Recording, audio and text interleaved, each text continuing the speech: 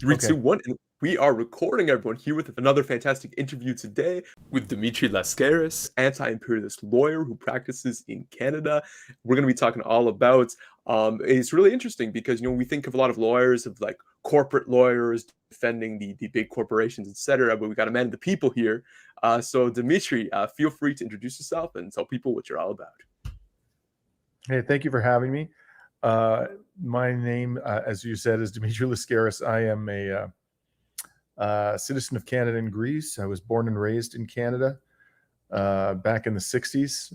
I was just born a little bit too late to actually appreciate the revolutionary nature of the 60s, but I got a bit of a glimpse of it and grew up in a time when North America and the West generally were, I think, much more egalitarian and democratic than they are today.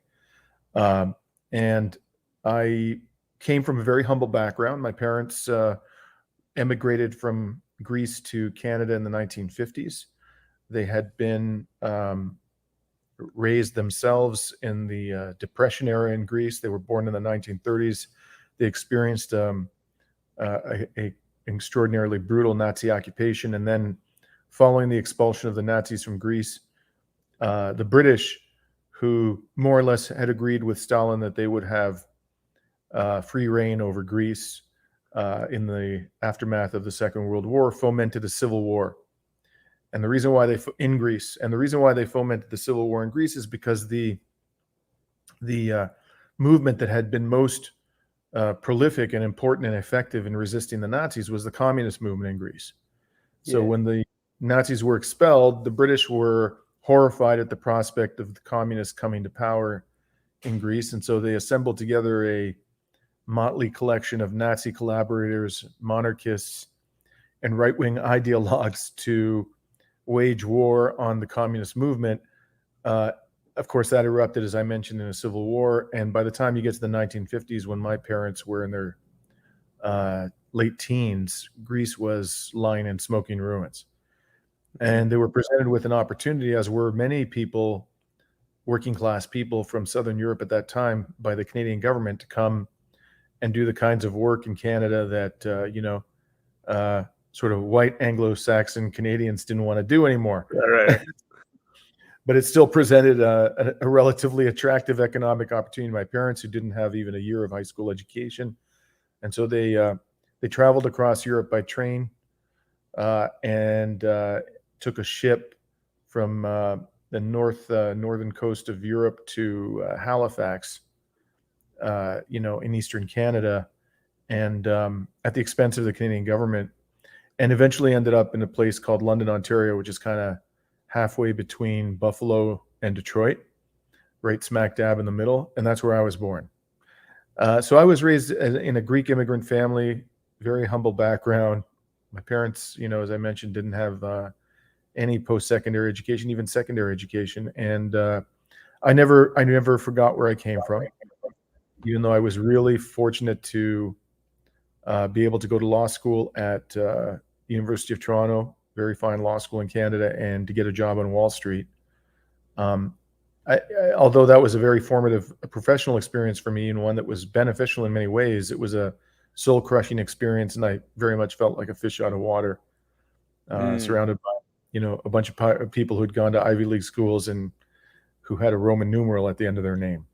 That was all. So, anyways, that's a long-winded answer to where I come from. And it's interesting how it all connects, because you spoke to how your parents came from Greece here, and the British, like you said, precipitated a civil war in Greece to prevent a communist Greece. And your parents came here, Canada being a extension of British imperialism, Anglo-American imperialism, and just like my grandparents on my dad's side, they came from Bengal, and that was split by the British as well. They come to Canada, so I think it is interesting. A lot of different diaspora groups, when they start tracing their roots and seeing how empire all connects, and how empire kind of brings all roads to its metropoles, whether it's kind of the secondary metropoles like Canada, Australia, or the primary ones like Britain and the United States, or what have you. I came to realize, I think the last thing I'll say is sort of about my background is for me, a pivotal moment in my own personal evolution was reading Noam Chomsky's Manufacturing Consent back in 2006. I'm embarrassed to say that I did not read it until then. And when I did, I put it down. I devoured the book in a matter of days and put it down and was profoundly angry. I felt that I had been lied to my whole life. That's when it really dawned on me. And at that point, I became a passionate anti-imperialist. I read it, interestingly, at the very moment that the financial crisis was erupting in the West, and particularly the United States. At that point in time, I was a securities class actions lawyer in Canada. And what that means is that I was representing defrauded investors in mass class actions against, large corporations, some of them Fortune 500 companies. And in that capacity, I had a front row view on the subprime mortgage fraud, the massive mortgage fraud. In fact, my firm at the time, I've since changed firms, but the firm at the time prosecuted a case against a company called FMF Capital, which was a subprime mortgage lender based in Michigan that had gone public in Canada. In other words, it had gotten a listing on a stock exchange in Canada rather than the United States. And as we learned in the course of the litigation, the reason why it listed in a Canadian stock exchange, the Toronto Stock Exchange, rather than a US stock exchange, was because it was such a dodgy company that even the American stock exchanges wouldn't list it. But the Canadians would. At the time, the former governor of the Bank of Canada, a gentleman by the name of Dave Dodge, referred to Canada as the Wild West of lax securities regulation. He said that's how we were viewed internationally. So we were even more of a sort of frontier environment for investors than the United States was at the time. Anyways, as we dug our teeth into that case, we realized that, a massive securities fraud, subprime mortgage fraud was unfolding in the United States. And we were actually the very first people to prosecute a case, a class action in the subprime mortgage crisis. It didn't happen. It didn't start in the United States, it started in Canada. So it just fortuitously, for no particular reason, I happened to pick up the book. It was a friend recommended it to me at that very moment when I was waking up as a professional to the scope, scale, and nature of this massive historic fraud that had happened, not just in the United States, but really throughout the international capital markets. Absolutely. So leading up to that point, so you were already kind of like fighting for the little guy in your law practice at that point. What kind of inspired you to do that? And you mentioned your humble roots. Were there any other kind of events or just things growing up that made you go like, I got to fight the power. I got to fight for those who can't fight for themselves? Well, yeah, I started my legal career on Wall Street. I came out of the University of Toronto in 1991, and I had a pile of student debt. The best salary I could find was in New York City. I was also intrigued by the opportunity to live and work in New York City. That I'd never been there before.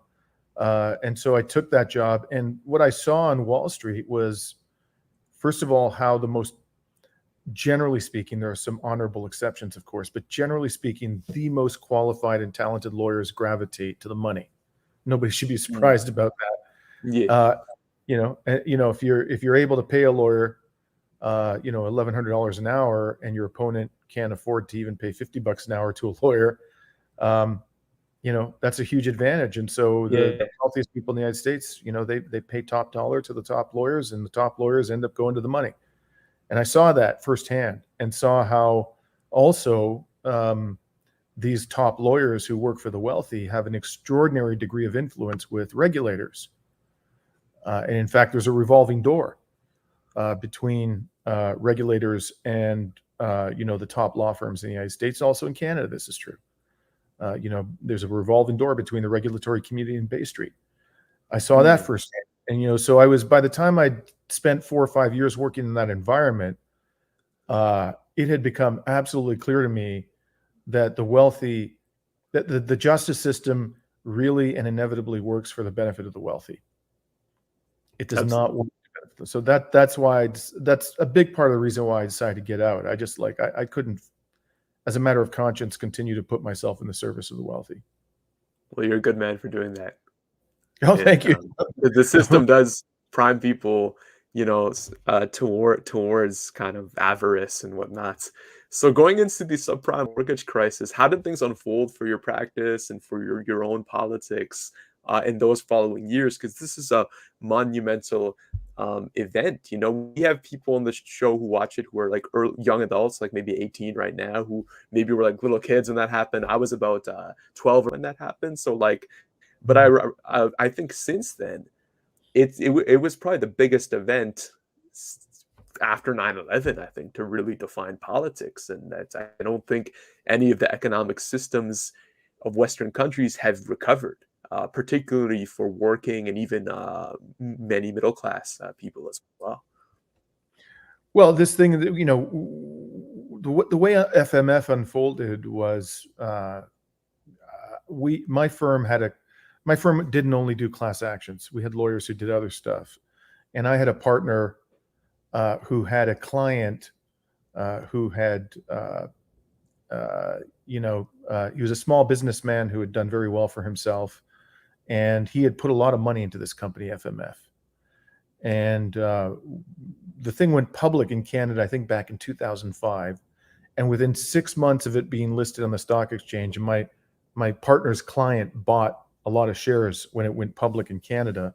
Within 6 months, it declared bankruptcy, which was at the time I think the Financial Post called it, that they had established the land speed record for the fastest blow up after a public offering.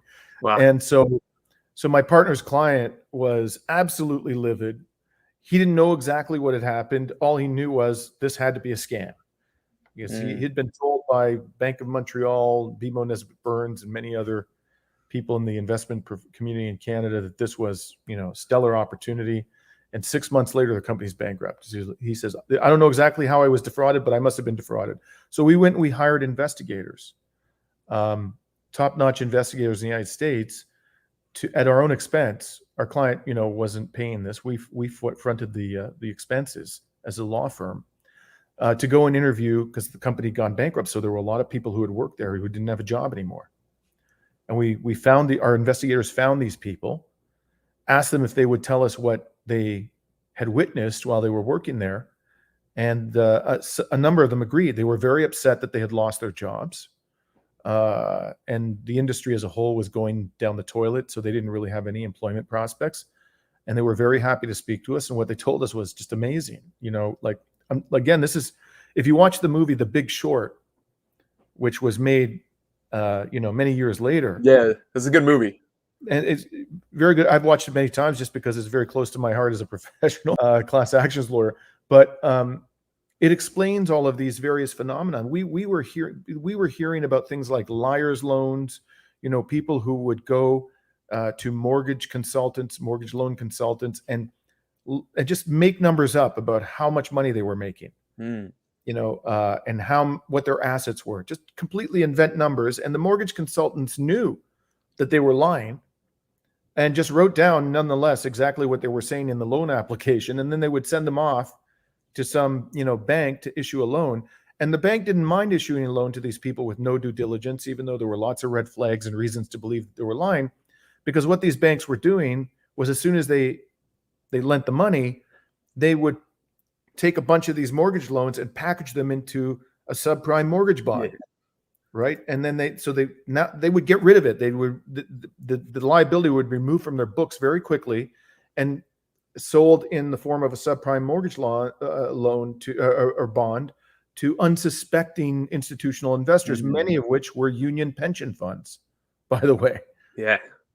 They poured their money into these subprime mortgage bonds. And so all of them were in on the scam. The companies, the mortgage companies that were originating loans, the mortgage brokers, the borrowers, they were all in on this massive scam. And the people who were ultimately getting devastated by the inevitable losses were the people who bought these subprime mortgage bonds. And we were told this story. It was explained to us before anybody else knew about it, before any of this had been explained, through a Hollywood movie or through the regulatory investigations that followed. And it was shocking. We had no idea at the time when we were hearing this, that this was an industry-wide phenomenon. We thought this was isolated to this one company. And what we came to understand very quickly, I remember the day we went in, we settled that case for something like $30 million, and we had to go to court, as has to happen in all class actions, to get the settlement approved. And the day when I went into court to argue the settlement approval motion, I think the largest subprime lender in the United States went bankrupt, a company called New Century. And at that point, on that very day when I was going to court to argue this, it dawned upon the public that this was an industry-wide phenomenon. This was not literally the entire, mortgage lending industry was involved in a massive fraud for years. And, anybody who had cared to look under the hood could have found that the engine was failing, but nobody in the regulatory community cared to look under the hood. And this goes back to what I was saying before. There's a revolving door between the corporate community and the regulatory community. And that's why ultimately they got away with this fraud for so many years. Yeah, and that to me kind of speaks to, particularly in the COVID era, I think there's been an increase of people who have drifted towards kind of like the libertarian ideology, and they kind of have kind of like an essentializing of government. But the question I always pitch, because I think a lot of people, their intuition is correct that the current government form is corrupt and is crony and whatnot. But the question I pitch when it comes to authority, because people talk about authoritarianism when they refer to socialism, but or a socialist state. What I kind of posit is like authority for who, and currently because every government has a class character essentially, and the current government class character is for these mega corporations, not for the working person, the working family. So I think that's something that's very important for people to understand that government isn't just its own like organism in and of itself. It's tied to a class interest, and that's these like Bay Street and these mega corporations. 100%. It's not just the government. As I mentioned, it's also the regulatory community. It's the political class. It's the mainstream media institutions. All of them are in the service of the, as Bernie Sanders calls it, the billionaire class, or as I like to call it, the plutocracy. Reveal the plutocracy, parasite class, oligarchy. Absolutely. All of those apply. And they're all in the service, absolutely. I kind of say Canada, I would say more recently, a little bit of the narrative is unraveling. I think more people are becoming critical of the system. I think we lag a little bit behind the United States in terms of our system critical nature, but more people are waking up, I think. But Canada, for a longest time, had very effective like marketing and branding as this kind of progressive, happy country. And growing up, you kind of know that kind of basically bourgeois nationalism or mythos around Canada. It's like, oh, it's so great. But then as you start to become an adult, you start getting jobs and whatnot. And particularly for me, a formative experience was going to university and really getting closer to kind of like adulthood and seeing like, wow, this is just a capitalist system like the US. This isn't different, But so like, what in your opinion has kind of like, how does Canada like try to set itself apart from the United States and use those kind of narratives to make it seem like this happy place where we're maybe we have like a little bit of social democratic things like healthcare here and there, but that's being semi-privatized. I think the Canadian political elite has very skillfully exploited what might be called the low bar. The low bar is that we live next to the United States, the most ruthlessly capitalist major economy in the world, and so it's very easy to look like a progressive, humane society when that's the bar. And I didn't really realize this myself until as I said, I started my law career in New York City on Wall Street, and after 2 years of that, rat race, I basically begged the partners to send me to the Paris office, and they eventually capitulated. They got tired of hearing me asking for a transfer to the Paris office, and I got to the Paris office in 1993. And it was still very much the Paris and the France of François Mitterrand, the socialist prime minister. Now, François Mitterrand, by my standard, is no radical, but he was a real social democrat. The policies that he instituted were truly socially democratic. And I got to France and I'd never lived there before. I think when I was like 21, I passed through Paris for 7 days and lived in a hostel there. I didn't know anything about, the country really, about the socioeconomic situation. I really began to understand what France was, when I moved there and lived for 2 years there in the mid 90s. And what I saw was a country that was far more progressive than Canada, far Mm, more progressive. The level of social support for the poor, the quality of the education, the lower cost of education, the incredibly robust healthcare system that they had, um, the protection of the minorities. They also had a political culture that was, at that point in time, significantly more anti-imperialist than Canada had ever been. A lot yeah. of skepticism, for example, towards NATO, a lot of Mm, concern about falling under the dominance of the U.S. oligarchy. All of these things were openly discussed. There were vibrant debates. One of the first things I remember arriving in Paris was that there were strikes all the time. I'd yeah, never yeah, seen it growing up in Canada. And I asked, people who had been living there, American lawyers that I was working with who had been living there much longer than I had, what the hell's going on? Is there some like kind of crisis in the labor market right now? And they said, no, this is France. This is the way France is. Workers are yeah, constantly striking for their rights. I was blown away. I'd never seen anything like that in Canada and the United States. And so, Canada, to go back to your question, really, it's easy to look progressive when you're being compared to the United States. But when you're compared to a truly socially democratic country, Canada don't look so good. Let me tell yeah. you, and that was a big eye opener for me. Yeah, I feel like literally one of the only historical devices they invoke is that the United States had a more pervasive system of chattel slavery, but that really had to do more with climate than anything. And a lot of Canadian, British imperialists in Toronto, they had their plantations in the Caribbean, so they were tied to that too. And there were, of course, there was instances of slavery as well in pockets of Canada.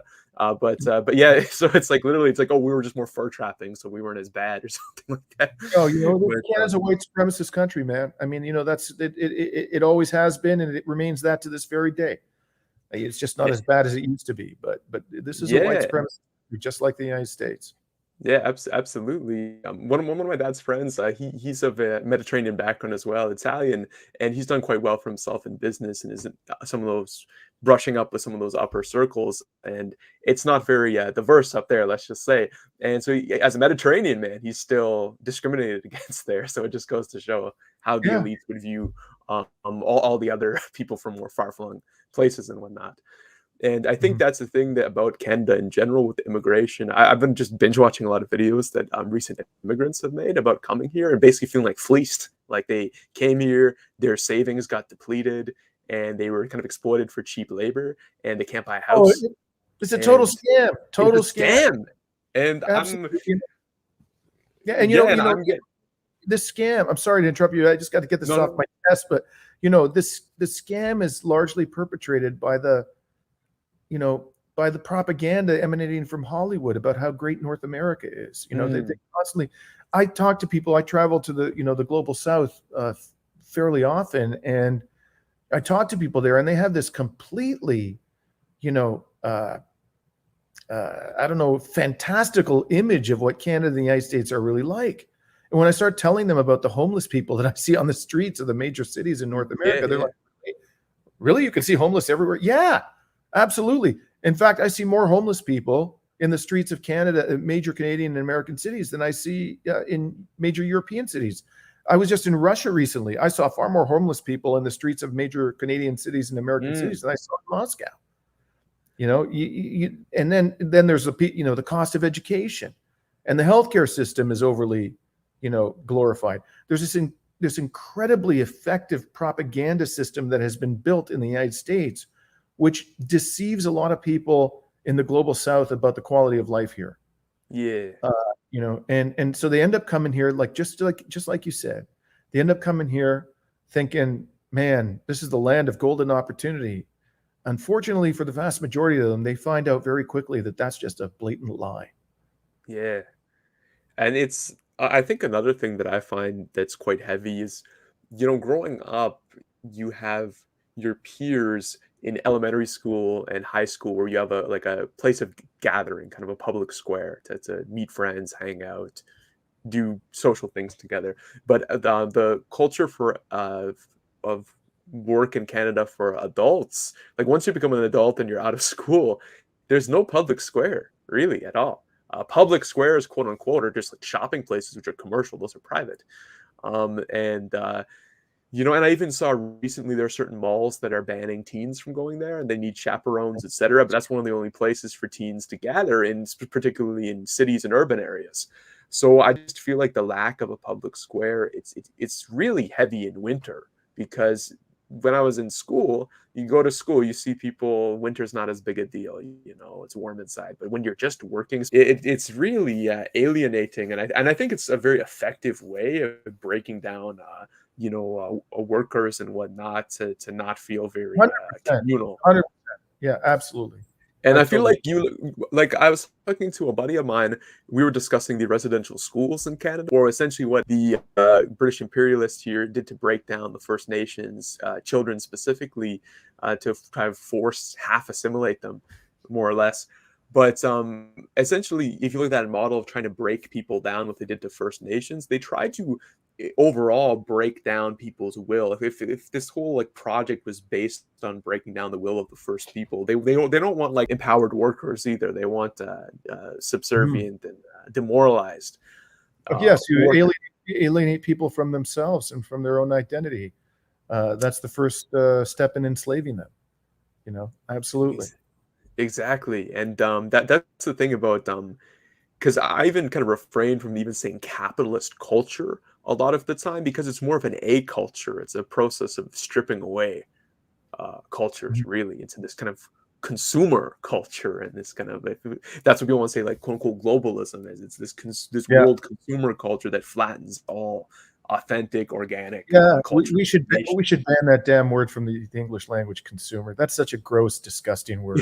Yeah, but it's sad, right? Because I talk to people my age, and people grew up on like a Star Wars icon. At least old school Star Wars is more artistic, but you have stuff like the Marvel movies now that are just very consumerist, to lack a better word. Or people talk about what trading card game they played growing up, or even the way how the way sports leagues are so commercial and stuff like that too. I love exercise, but just that whole arena is very like the bread and circuses, and we're fed these kind of very superficial bread and circuses, much like ancient Rome with the gladiator fights, whether it's a hockey game or a Marvel movie. And a lot of us in Canada don't have a lot deeper than that. There are regional identities like the Maritimes, like Quebec, like the First Nations that are resilient and remain and whatnot. But overall, Canada, I think most people I talk to of all ethnic backgrounds kind of agree Canada is kind of lacking in a culture. Really, it's kind of lacking. I can't disagree with you. I'm sorry. What culture do you have today? I mean, what is it? It's American culture. It's consumerism. It's capitalism. We could have developed an independent culture. To Quebec, I live in Quebec. To some degree, the Quebecois have managed, I think, primarily because they've worked hard to preserve the French language, a separate and distinct cultural identity. But even in Quebec, it's extraordinarily Americanized. In English Canada, it's even worse. And I have to say, I've seen the same trend in Europe. When I go back to France now, and I see what France has become compared to what it was back in the early 90s, when it was still very much the France of François Mitterrand. Man, this night and day. It's become thoroughly Americanized. Greece as well, and I spent about 5 months of the. So what culture do we have now? We don't have. We've basically sacrificed our culture to American propaganda, masquerade as American culture. It's not culture. Hollywood doesn't produce culture. 95% of it is just sheer, straight up propaganda. I think the only way to like generate kind of a new spirit, if you will, in Canada is for there to be some kind of collective project to work towards. That was kind of the whole. And earlier, a couple of years ago, there's this huge debate about quote unquote socialist patriotism, and it just became I was left with the question, and I thought about it for a good while, and I thought I think the thing I'd be patriotic towards would be a future socialist project we're building, where it's like right now it's kind of a giant corporation essentially that is on these lands, and the only real relation people have to it is, well, you can make money and supposedly have a quote unquote better life than where your ancestors are from or something like that. Yeah, I could get it. I'm like an anti-nationalist, but if you find me a nation, in which the mechanisms of the state are completely committed to the creation of a genuine socialist project, I might become a nationalist overnight. Like, you look at Latin America, what's happening there, and you look at what's happening in Brazil and Mexico and Colombia, Bolivia. These are promising projects, certainly superior from a socioeconomic perspective, from the perspective of justice and anti-racism, to anything the West has to offer, but they're still quite imperfect. And I could get really, as I said, on board with a national project if it were truly socialist in nature. But we don't quite have that yet. But having said that, I think there's a tremendous and growing appetite for it amongst ordinary citizens. Going back to the financial crisis again of the late 2000s, a lot of people in my generation, I'm like right on the line between millennial and Gen Z. So I say I'm like a Z-lennial, but a lot of people in that Z-lennial category, us coming up, are far more like, you kind of spoke to the era you grew up, that it was a more stable period for Canadian capitalism. This kind of Canadian dream was a little bit more plausible for a lot of people. It was more egalitarian. When I was born, the top marginal tax rate was 90%. Wow. So like us coming up, there's not really a loyalty to capitalism, and hence, if you take that a step farther, as we're speaking to about the kind of construct of the kind of bourgeois nationalism around Canada, there's less of a loyalty to what the Canadian project is right now because it's capitalism. So I think our generation, it's like the most debased form of capitalism in any form is bad enough. It's like straight up crony capitalism. That's what Canada is. So I think our generation is a lot more open to some kind of new project happening, something more dynamic, and that's what I try to posit in this this podcasting format, and then some of the writing I do. But it does seem like the libertarians and the right-wing populists are kind of winning out right now. They have a bit more clout and How do you feel about that? As I think you called yourself a Z-lennial. Is that As a Z-lennial, how do you feel about the fact that these, as they're described, these right-wing populist movements seem to be attracting more enthusiasm from disaffected members of our society than traditional left-wing parties and movements? So I definitely think, and one thing I've been trying to do is posit kind of a revolutionary masculinity tied to social, like Che Guevara with the Socialist New Man. Because a lot of young men right now, because men are historically kind of valued as a provider, and because of the economic situation, a lot of men can't really step in the shoes of that role they're expected to. So they're kind of going wayward in a lot of different ways, as we've seen. There's a lot of different characters that have sprung up. I don't think I really need to name any names, but that overall kind of reclamation of this kind of feeling of being emasculated by the liberal system is kind of captured by the right-wing populist and the fascists, and that kind of offers an appeal for a lot of young men, particularly white men, but not exclusive. I think men in general, there's kind of more of a multi-ethnicity kind of angling on some of the right-wing populists that are a bit more civic in their angling. But so I kind of have identified this and going like, okay, well, I'm a guy in the movement, so I should kind of talk to issues that other guys kind of relate to. I'm like, okay, you want to be a man? Well, being a man is not being selfish and putting yourself first. It's putting others first, your community first, building up your country. That's kind of the ideal, I think. So I think at least like in the role I can play in the movement, building up that kind of positive culture to attract other young men to the movement is something I think I can do, as well as other young like men of color that are looking for kind of a feeling of empowerment too in the system where they may feel feel kind of otherized. And Right. I think a big thing is with the left, though I'll say the Western left or maybe the cosmopolitan left around the universities, is there's kind of a framing that's framed a little bit too much from victimization as opposed to empowerment. And while they're both kind of are around the same core issues, I do think there's a fundamental difference in the framework. And I think if you go from empowerment, you build up a very exciting revolutionary culture and one about building up your fellow man, your fellow person. I think when you're kind of fixated on one's victimization, you tend to have a bit of a crab bucket mentality and tend to not really want to get wins, to be honest. You kind of like point to the areas you're already losing. And I think most people who are beat down by the system already kind of understand where they're at, already understand if they're in a rough spot. And you kind of need to show people a way out. I don't think anyone's going to be convinced of socialism if you just list off a litany of issues they already kind of know. You need to name the issues and point towards the solution and show people there's a workable path to that, both for themselves as a member of the movement and the movement as a whole. If you just present like this is a leviathan of imperialism, there's no chance to win and we're all doomed, people are just going to end up just like being in these small spaces doing drugs, doing all sorts of things to kind of cope that you can already kind of just do in capitalism. Yeah.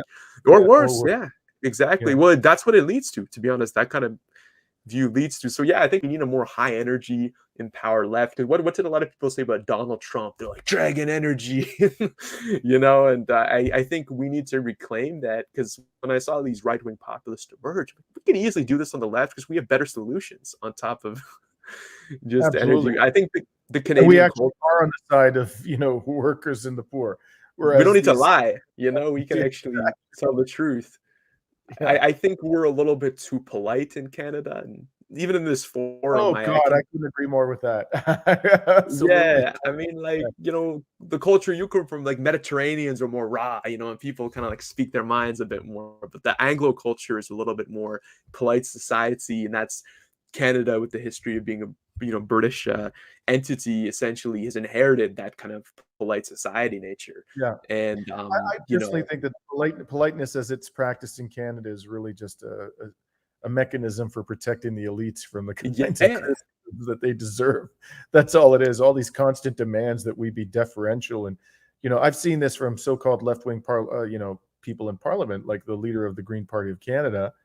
I ran for the leadership of that party in 2020, so I know very well the culture of the Green Party, and she's constantly going on about the necessity of civility in Canada's Parliament. Look, as a lawyer who was trained from the very moment that I entered the legal profession about the importance of civility within the courtroom and in interacting with my clients, I understand the value of civility. But in the political context in Canada and the United States and the West generally, it's too late for that now. We can't afford civility at this stage. We are literally on a train to extinction. That's what we're the people who are the conductors of that train, the people who lead, hold the powers of government and business, are driving us off a cliff. And we are on the precipice of annihilation as a species. Yeah, conditions necessary for. Look at all those wildfires, man. It's like that air quality was the worst in the world in certain parts of Canada and downstream of Quebec. Like it's exactly. So it can be. This ain't no time for civility.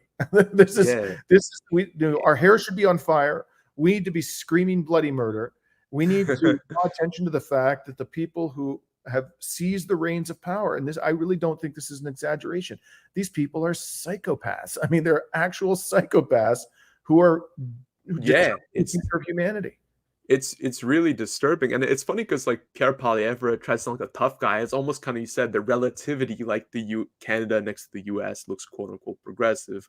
Poilievre next to Trudeau looks like a tough guy relatively. But I show Poilievre to my friends in the U.S. or in Latin America, and they're like, "This is your tough guy? What?"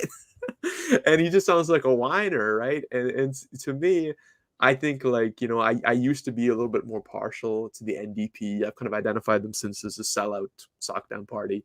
But totally, I watched me. It's like bring that warrior energy, man. The biggest loss last 15 years was the death of Hugo Chavez, if you ask me. Yeah, sure.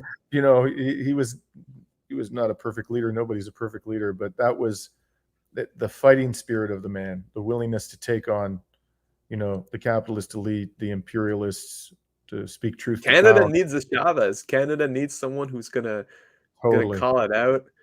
Maybe it'll be an angry Ewok. I don't know, Hey, but man, we do need if someone. We do you're need people ready to to be step the Canadian Hugo Chavez, you got my vote. I'll tell you right Well, now. thank you, man. I appreciate that.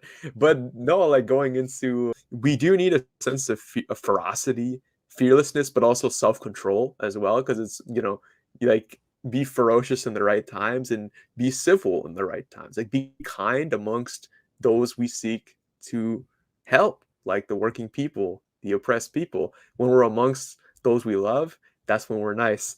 When we're fighting, that's when we're gloves off. You know, there's a time for everything, and I just and that's my, and I think that's why, you know, we've had almost a decade of liberals, the Trudeau liberals, and they kind of go turbo on the whole thing that Canada is a progressive country. Things are progressively getting worse. I mean, In that sense, we're progressive. It's progressive. yeah, they're progressive in regression, I guess.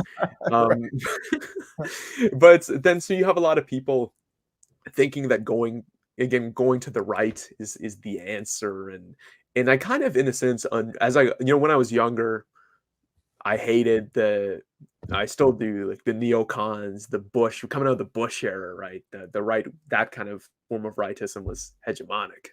So I really couldn't stand them. So right wingers, conservatives, they're my enemies. But then as I got older, and now we've seen more kind of like softer kind of ruling class politicians who have had more of a progressive liberal bent, I see working class people flocking to like different outlets of conservatism, but the things they want to conserve are just having a roof over their families' heads, their communities, even sometimes the environmental quality around their community. And that kind of impulse, I think, is something that is fundamentally socialist, actually, and I think can be reached. I do know people and have had previous colleagues that I've kind of broken with who have went more of kind of a right-wing tailist direction, and who are trying to appeal to certain kind of reactionary tendencies to win people to socialism, and they themselves just end up changing. I don't think that's the way to go. I think the way to go is just go to the raw economics. Like, you want a roof over your head for your family, you want good food, you want you know, like a Absolutely. good quality of life, just the basics. And I think And most people who vote conservative or NDP or even liberal, I think a lot of them would just go like, okay, this party here, this revolutionary party, wants to cover the basics, and I think that's really what's needed for a socialist movement. It's just the bare necessities, as Baloo would say. Absolutely. And you have to, and more than anything, you have to convince them that you are truly committed to that you Yeah. are implacably committed to that. You're not going to sell them out.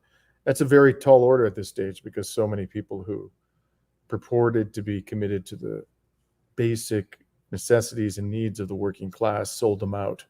And then compromising. I really want to stress that. I mean, I just elaborate on this. I saw an interview a couple of days ago that Yanis Varoufakis, the former Greek finance minister under the radically left party Syriza in Greece, he gave an interview in which he, you know, talked, amongst other things, about the recent Greek election. The election happened a few weeks ago, and he resigned in 2015 within 24 hours of the supposedly radically left government of Greece under Alexis Tsipras holding a referendum on austerity.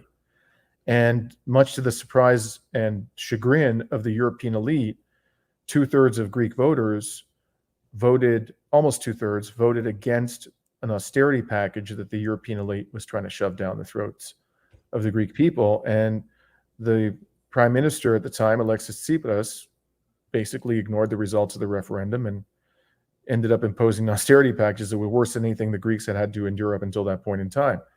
And that's when Varoufakis resigned. And his party, he then created his own little party. They actually got in to Greece. They just got over the 3% threshold for entry into parliament in the 2019 election. I think they had around 9 seats. Then they just held an election and they only had 2.5% of the vote. So they got knocked out of parliament. And in this interview, Varoufakis said, our responsibility as radicals is to be right. That's our priority. Of course, if we can be right and succeed, that's the ideal outcome. But first and foremost, we have to be committed to the truth and to justice. And if losing is the cost we have to pay for telling the truth and being right, then that's the cost we have to pay. In the longer run, we will win. In the short term, we're going to have to take some setbacks. There's really nobody left in mainstream politics today who ascribes to that view. I mean, they've all sold out. The Greens have sold out. The Social Democrats, the Socialists of Europe have sold out. They've all damn sold out, you know. And the result is, as I mentioned, that we are basically on the fast train to extinction. Yeah. So we have to be committed to telling the truth first and foremost. And if the price we have to pay to be in power is to lie, then fuck it. Excuse my French, but I don't want the power. If that's the price I have to pay to be the Prime Minister of Canada, I don't want the power. That is kind of an issue even in dissident politics, is I see a lot of people like taking shortcuts, kind of telling half-truths, omitting things to people. Like, your base is going to find out later, and then they're never going to trust you. I think a big movement would be the whole Maga communist trend that's emerged from the United States. It's more of a... Tell me, what's that all about? I haven't heard about this. It's more with the Zillennial Zoomer kind of crowd, but essentially it's a fusion of right-wing populism and Marxism-Leninism. That would be the best way I could put it. But I think the whole goal really of a communist is to undercut these other movements and show this is the revolutionary way. And so it's essentially right-wing tailism at the end of the day. And so a lot of these characters, what they say is that underlying Trump and the Maga movement was kind of this base from the Rust Belt, deindustrialization, NAFTA, etc. They kind of omit the prejudiced parts of Maga as well, like the anti-Mexican, anti-Islam, etc. components were also a big part of Maga. But no, it is undeniably true. There are working class people that vote Maga. That's true. In these neglected regions. But my whole point is you can tap into the neglected regions that have been deindustrialized, many of which exist in Canada. You can tap into that without alienating other groups that are also alienated by MAGA. You don't need to, and you don't need to invoke Trump as well, who already had a term in power, who sold out his own base on the more populistic parts of his agenda. I mean, this guy already had his chance and didn't deliver for his people. So I don't even see why doing that. Yeah. I mean, even there are fascist groups that originally followed Trump that have since not. So it's kind of funny to see. It's really, really important to distinguish between Trump and the people who vote for Trump. There are some people who vote for Trump who are just like Trump. That's true. But there are a lot of people who vote for Trump who have been deceived into thinking, and I'm not. This is not a criticism of them, given the power and sophistication of the U.S. propaganda system. I understand why it happens, but they've been deceived into thinking that Trump is the best option for their core interests. And we on the left, I shouldn't say we, but a good number of people on the left have basically decided that if you support Trump, that you are to employ the regrettable term that Hillary Clinton employed. Right. Deplorable. And you're not worthy of our attention and our care and our respect. I just couldn't disagree more with this. I think most people, my guess, I don't have any formal polling data that I can point you to, but my sense is that most people who voted for Trump, not here talking about his affluent supporters, I'm talking about working class supporters, most of them ultimately can be persuaded to support a socialist agenda. It's all about if you're a working person or even a small business owner, you can be, socialism is in your class interest. I think, and that's what I kind of posit to the MAGA comms is it's all about the class interest and the neglected regions. That's completely valid, and that's part of my outreach strategy approach in Canada too. But we can do that at the same time as not alienating, migrant workers from the global South or First Nations, etc. Like we don't need to do one over the other. We can do everybody, and have like a holistic strategy. And that was kind of my criticism of the MAGA comms, is kind of, and also they end up just becoming commies for Trump, like all the people that hold the signs, and they just be another, they're just kind of feeding into, they say they don't. I hadn't heard that one before. Yeah, they're like, Trump's under attack, and it's kind of like, oh God, that doesn't, like, it's like you said it wasn't about Trump, it was about the base, but you're making it about Trump, and it just seems like you're just another fan of Trump. And why would someone go to MAGA communism when they have just MAGA? Like, that's the thing. You need to be the best game in town. You can't just be like, oh, I'm the left flank of this other right-wing populist movements. And I remember when the Freedom Convoy happened, and the liberal state enacted the Emergencies Measures Act, which was really freaky. And I was actually quite disturbed at the amount of socialists that weren't critical of the Emergency Measures Act, like some of the things in that. Couldn't agree more. I wrote a lengthy article. I was shocked that anybody support that. And a lot of socialists like, well, he's just cracking down on fascists at the protest. And it's like, just him being able to crack down on any protest. Were there a couple... Like, were there a handful of bad cats at that protest? Sure, there are a lot of normies there too who were just like upset with how the liberal state was handling COVID. And I'm like, my criticism is, why weren't the socialists at that? And I was advocating for that, and people are just like, oh, you just want to join the fascists, blah blah blah blah. So I went down there the last 2 days. Oh, that's great! I almost went, but I had to work. It was really eye-opening, because everything that I had heard about the convoy, I was getting through the Main Street, the Toronto Stars and the Globe and Mails and the CBCs. And I went down there and talked to those people. I tell you, I didn't see any, and I'm not going to tell you that I felt politically at home amongst them. There was a lot of religious fervor in that crowd, and I'm an atheist. So that was kind of thing. It was a little bit alienating to me. And it was a very white crowd. There weren't too many people of, color in that crowd. That is a fair criticism. But I went down there. I didn't see any messages of hate. I didn't see any swastikas. I didn't see any Confederate flags. And I saw a lot of camaraderie. I saw a lot of love and affection. I listened to the conversations people were having. They were talking incessantly about the importance of nonviolence. Don't react with hostility to the police. Yeah, you were mentioning there were religious people there that the forces were deployed. They were just praying to God, saying like, don't attack us and stuff. Yeah. And I think to me, the point that I made to other socialists who were more duped about the whole thing was like, look, this is the same state that you criticize for every other thing. This is the same colonial state that, we're talking about the residential schools that did all of it. It's the same state. This isn't the same entity. This isn't a different entity. And furthermore, it was at the time the Ukraine stuff was ramping up with the proxy war. So I posited, I'm like, don't you think they could use the same laws to crack down on people critical of the war? And they wouldn't do that. They would only do that against fascists. Like, how dumb are you? They would. Oh, they would not. Those laws are meant for us. Those laws are meant for us.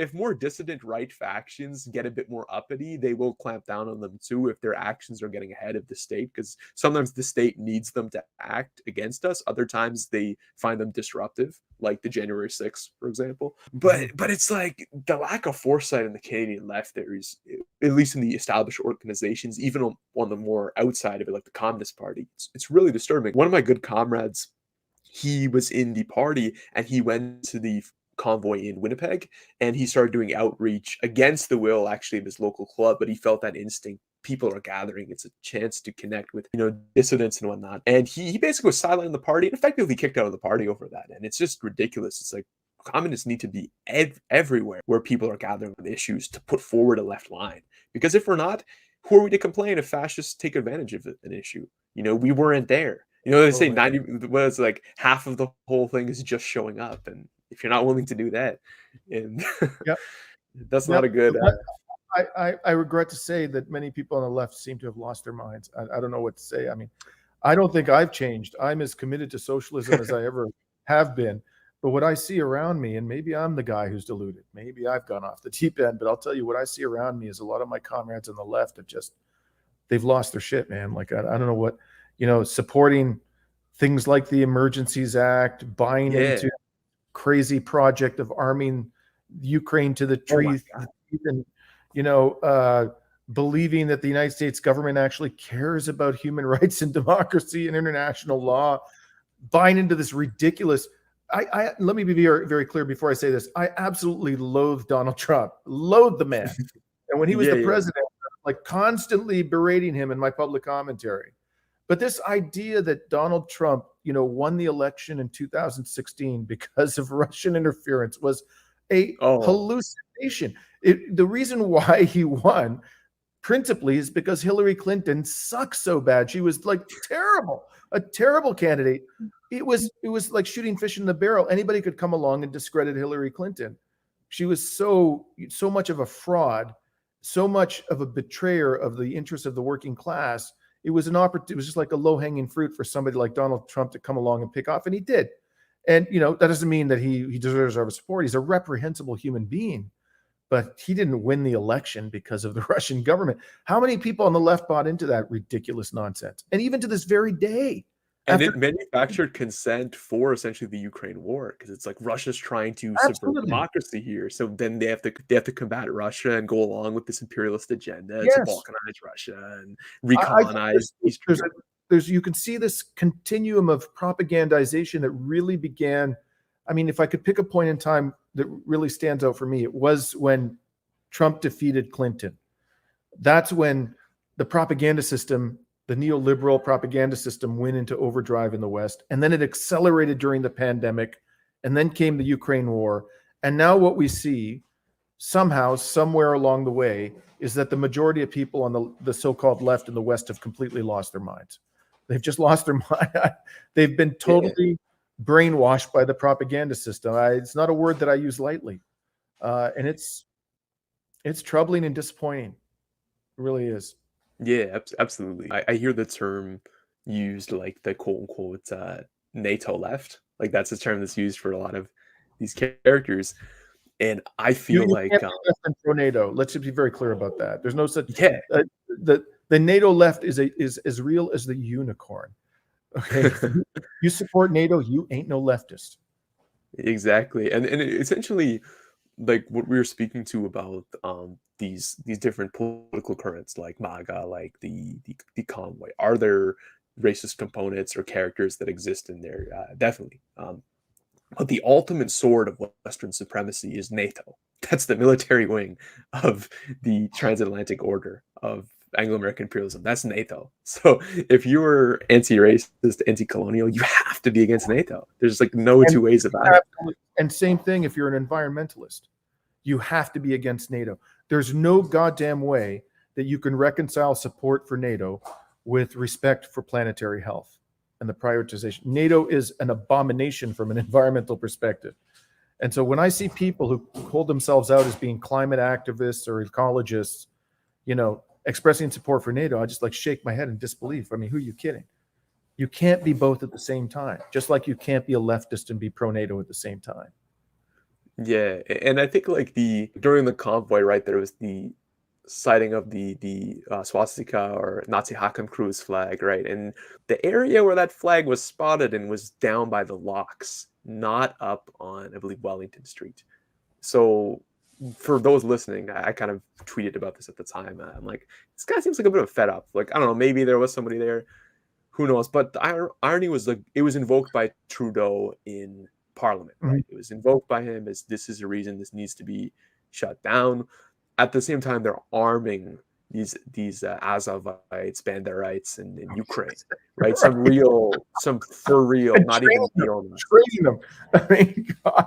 Exactly. So it's kind of like, look, if you're serious about Nazi ideology in the world, you're actively contributing to it in a theater of war. Not to mention, you have the other people going to fight on the Ukrainian side for military training that are going to go do some violence and then come back here. So it is quite it's crazy. And there does seem to be this consolidation of like the I don't like saying progressives, but like the supposedly progressive liberal, like the Trudeau liberals and Nazis in the world right now against like I don't know, like sovereign states that exist and sovereign people. Yeah, I've And become, just I can barely bring myself to utter the word progressive anymore. That's because I just think so many people who characterize themselves as progressive or anything but progressive, like it's just become just a superficial label at this stage, But yeah, there's so many people in this category that we call progressive who seem extraordinarily tolerant of neo-Nazism when it happens to serve the agenda of the United States government. Which was the Cold War. The Cold War, they reintegrated Nazis to fight against the Soviets. And the whole What has happened in Greece? Like I mentioned, when the British, they were afraid about the communists coming to power, so they actually started working with Nazi collaborators in 1967. 1967, we're talking about over 20 years following the end of the Second World War. And this is a matter of historical fact that has been confirmed by the declassification of US government documents. The US government installed as dictator of Greece a Nazi collaborator by the name of Yorgos Papadopoulos, a colonel in the Greek army. He was at the same time a former Nazi collaborator and a CIA agent, and they put him in power. The West has never had any qualms about using, exploiting, working with, and learning from Nazis when it served the purpose of the Western oligarchy. Never. Yeah. And we're seeing today when you were describing the war in Greece at the beginning of the podcast, I was thinking this is just like the Ukraine thing. And a lot of people, when they study the tactics of British imperialism, Anglo-American imperialism, they see the patterns, they see the strategy, the same playbook applied in different theaters. And just like in your parents' home in Greece, the same thing in Ukraine today. And I think that's why with probably your family history, you take this Nazi stuff very seriously, where others in the West are like, well, it's not as bad as Russians, which that has a little bit of a kind of a chauvinistic connotation there. And the whole narrative of the Cold War has been blown off because essentially the thing was it's freedom, quote unquote, capitalism versus socialism and slavery or communism, right? And now Russia is capitalist, but they're more nationalistic. Their oligarchs are Russian nationalist in orientation. They want to rule Russia as their capitalist domain, but they're apart from Putin represents them, and they're apart from the Anglo-American imperialist or monopoly capitalist or quote unquote globalist kind of sphere. So people really see it's about upholding Anglo-American unipolarity and control of the world. So I know you got about 10 minutes left. Is there any more topics about Canada, anti-imperialism, and your practice you'd like to discuss before heading out? I just want to say reiterate the absolutely critical importance of critical thinking. And my colleagues, comrades on the left, in the so-called progressive community, don't forget that the people in power are not there to serve our interests, that they don't ultimately care about human rights and democracy and international law. And their records prove this in spades. And so you need to take every single thing they say with a gigantic grain of salt and use your own critical thinking. That doesn't mean that everything they say is false. There's no government that always lies. Even the US government sometimes tells the truth. That's true. Never assume they're telling you the truth. Demand independent, objective evidence to corroborate what they're claiming, particularly where what they're claiming serves the interests of the oligarchy. And if you're not prepared to do that, then we're in real trouble. I mean, we leftists and those of you who call yourselves progressives, our ability to think critically and independently and to question the mainstream narrative is more important than it ever has been. And I think many of us have forgotten that, forgotten how important it is. One more question I think I'll ask you is for those people maybe in my age category or coming up who are studying law presently and have the choice of taking the golden calf or what have you, or fighting for the people, what's your advice to them on what path to go down? It's tough because I get asked that question a lot, and I can't, having made the choice myself to go to Wall Street and to do that work for a number of years, in part because I was a deeply indebted student, I can't really criticize students who make the same choice. That would not be fair or principled of me. But I'll say this: that once if you feel you need to go down that path, right, and pursue lucrative employment in the legal profession in order to pay your debts and achieve a certain minimum level of security, fine, do that if you have to. But as soon as you've reached the point of being in a position of relative financial security, get the hell out. And before your soul is crushed, before every ounce of moral integrity in you has been squeezed out of you, and use those talents that you've acquired and the knowledge that you've developed in the course of your legal studies and practice for the greater good. One of the things that amazes me is that even now, after 30 years of legal practice, people, in the profession that I've been either litigating with or against for years, I know that they're well beyond the point of financial security. Mm. And I say to them, I ask this question all the time, kind of just for kicks to see what they'll say. Like, at what point will you get out and move on and do something that's more fulfilling to you? And I get the same answer all the time. I don't know what I'd do with myself. These people, they've become programmed to think about making money and serving the well-heeled client and having all the perks that come with that job, that they can't imagine anything else. If you get to that stage, I regret to inform you that you've squandered your potential as a human being. So in the legal profession, if you need to make those hard choices in the beginning of your career in order to achieve financial security, I cannot criticize you, but for God's sakes, don't become seduced by the money. There we go. Money corrupts all. Well, thank you, sir, for using your talents for the people, putting them to good use, and setting a good example as well for those who could do the same. I think whatever our vocation is, I think there's a use for everyone here to be part of the movement and build up maybe a future project that we can be proud of. So yeah, just any closing words, just where we can find your work, where we can support you. I'll make sure to link everything in the description. Floor is yours. Look, the legal profession been very good to me. I don't solicit donations. I don't take donations, but I do invite you to visit my website and read what I've been writing, particularly about the Ukraine war, because I think this is an extraordinarily dangerous moment for humanity. You can find my writings at dimitrilascaris.org. I'm also too active on social media, particularly Twitter. My Twitter handle is @DimitriLascaris. And also you'll find me on Facebook and Instagram. And so if you want to check out what I'm writing, please do that. And I welcome your feedback. But fortunately, I don't need donations, so you can get all of my work for free. Awesome. Thank you so much, Dimitri. Thank you for watching. As always, all part of all the people. We'll see you next time.